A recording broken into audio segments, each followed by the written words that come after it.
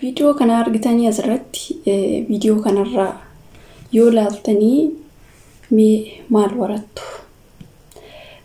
Egaa ani akkam baradhetti waan irraa baradhee waa xiqqoo isiniif dhaamuu barbaada.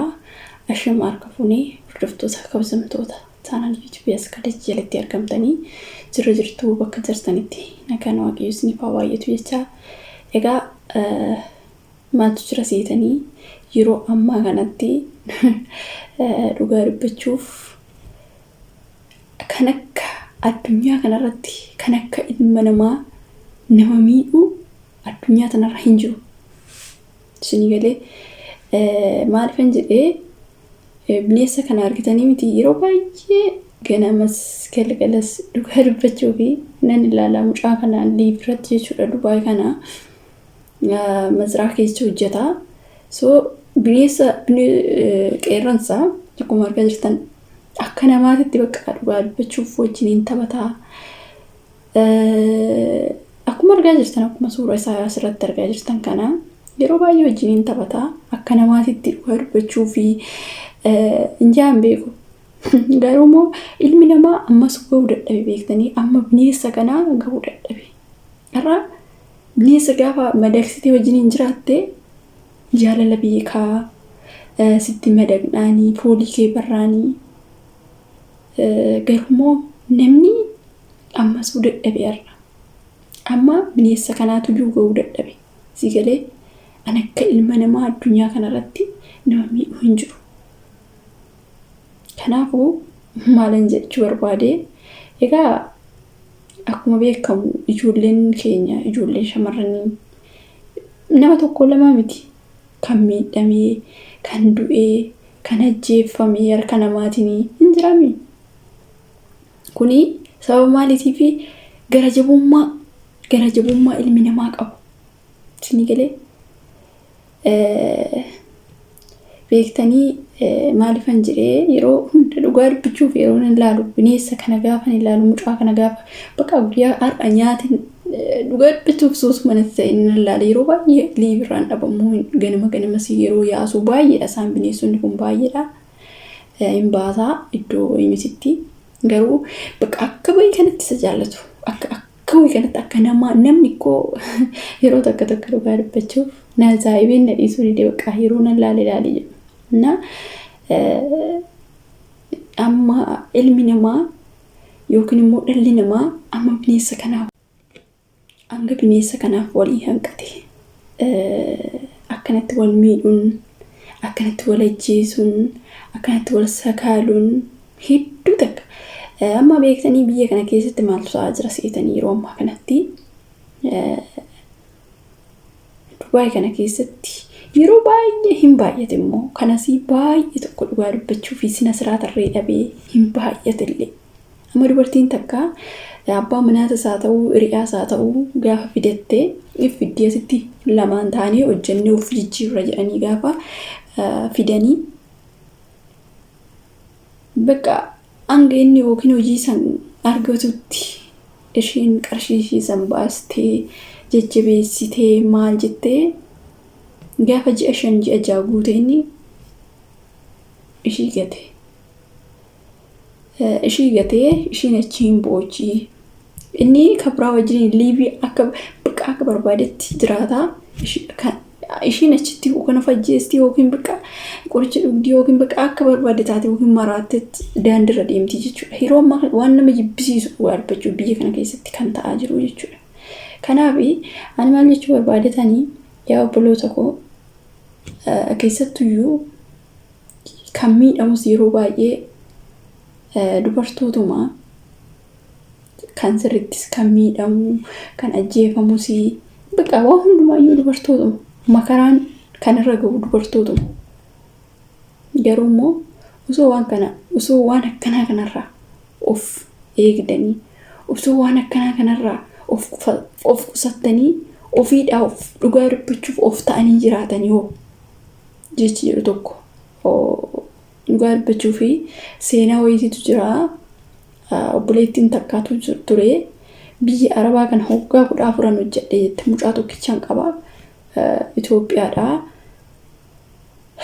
Omaa dhabeen Itoophiyaa yeroo jirutti abbaa warraa keessan waliin yeroo jiru bakka rakkadhee walumaan nagaduu akka tasaa ta'ee biyya Arabaa deeme isaan booda waggaa 14 biyyatti deebi'ee jette. Waggaa 14 kana hojjettee ilaala waggaa 14 kana hojjettee manan yeroo san keessaa baay'attaan deebi'ee galee jette dhugaa dubbachuuf. Mana waggaa 14 kana yeroo tokko tokkoon hin beeku dubartoonnis inja egaa biyyatti galeen bakka akka qaawsee maal ta'e biyyatti deebi'ee tan akka malee bakka anna addalee umurii kiillee deemee bakka tasfaa kuteen ture jette. Gin gaafan gara amantaa kiyyaatti deebi'u amantaa kiyya saniin bakka cimee dhaabbadhee takka jedheetan biyya Arabaa kana deemee jette. Biyya Arabaa kana deemee nama gaarii bira nagayeeti waggaa 2 hojjedhee isaan booda nan galee tan hojii dhuunfaa kiyyaa banadhee yaa'uga akka ammaa kanaa miti beektanii hojii dhuunfaa kiyyaa banadhee tapha ijoollee jechuudha Itoophiyaa keessatti waan akkasii banee isaan booda nan cimee nan hojjedhee kophaa kiyya isarlee ofirraan gaggeessee isaan booda kophaa kiyyaan hojjedhee alaala dhugaa dubbachuu fi mana barumsaa ijaartee bakka Itoophiyaa keessatti waa hedduu hojjette. Seenaa ishii dhugaa dubbachuuf dhaggeeffadheen baay'ee tokkoof kan jijjiirina namaa ta'uu kun immoo bakka haamilee namatti oruudha jechisiisuni jechuudha. Kanaaf ijoolleen keenya waanuma takkaaf tarii dhugaa dubbachuuf fayyaa qabaachan waan guddaadha akkoo fayyaa qabaatanii hojjechuun waan guddaadha. Birrii amma waggaa amma kanaa tan dhabee jedhee gaafan tasfaa kutee yookiin waan akkanaa kana ofirratti lubbuu kiyyarratti tarkaanfii fudhadhee waan tokko wanti ani eenyu jijjiirame tokko hin jiru jechuudha. Kanaaf harka ofiitiinis abidda of gatuun oduma beektanuu osuma dhageessanuu abdii kutachuun jireenya bakka kan ammaam jiraataniif jireenya biyya lafaa tan nuti koo ergisaa dhufne waan ta'eef kontiraata dhufne ammasittuu immoo fayyaa qabaattee hojjechuun waan guddaadha miti.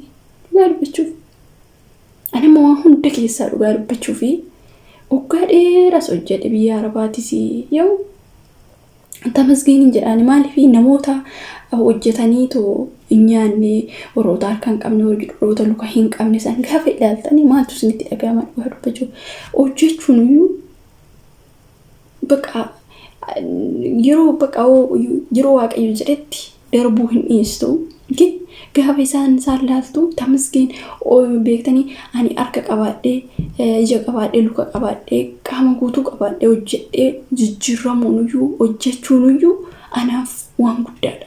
Isinii galee akkasitti namni tokko beektanii osoo yaadiin odoo maal hin ta'in tarkaanfii lubbuu ofiitti irratti fudhachuun gaarii miti. Kanaafiyyuu ofitti amanamummaa qabaachuun barbaachisaadha. Isinii galee dhugaa dubbachuuf jireenya addunyaa tanaatiif jecha bakka beektanii yookiin injiraa miti akka namni jiraatu tan jiraadha akkamiin akka injiraande yookiin immoo akkamittan aftaamiin taane akka nama jaalladhu san wajjin hin jiraanne jedhee addunyaa tanarraa of gaggeessu no kun ikkoo dogongora guddaadha dhugaa dubbachuuf. Kanaafiyyuu of ta'aa jiraadha ofitti amanamummaa qabaadha isiniin jedha dhugaa dubbachuuf. Ani akka kiyyaatti garuu biyaansi ani hin beeku dhugaanii jechuun ani namni gara akkuma bifti garagara ta'ee akkuma namni garaagarummaa qabu yaadni sammuu ofiitillee garaagarummaa qaba. Hundumtuu garagara yaada. Maaliif akka kiyyaatti yaadne jechuunis hin danda'amu. Hundumtuu akkuma malkiin garagara ta'ee yaadnillee garagara waan ta'eef kanaafuu akkasitti yaadaa isin jechuu barbaadetanii haasaa kiyya keessatti illee yoonsin mufachiisee dhiifama isiniin jedha. Turtii gaarii qabaadha. Nagaa turaa isiniin jedha. Viidiyoo biraatiin hanga walitti deebinutti